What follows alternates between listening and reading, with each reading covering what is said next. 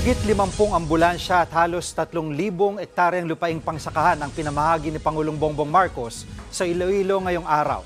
Nasa frontline ng balitang yan si Kari Cator. Halos 2,000 magsasaka ang nabigyan ng titulo at Certificate of Land Ownership Award o CLOA sa Panay Island.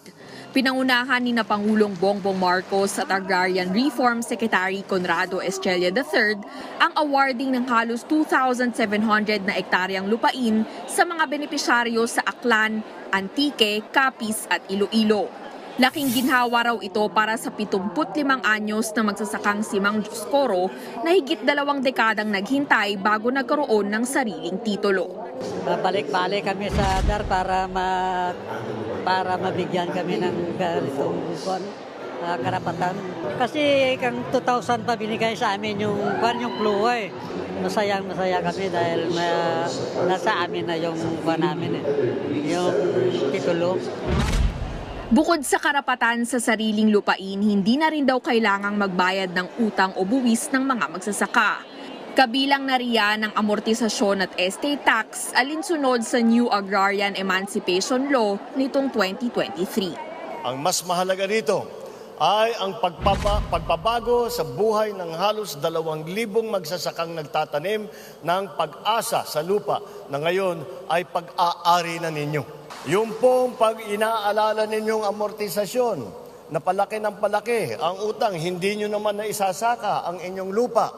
Lahat po ng utang na yan, bura na, hindi nyo niya kailangan alalahanin. Pinangunahan din ni PBBM ang pamimigay ng 51 patient transport vehicles sa lungsod ng Pasig sa Iloilo.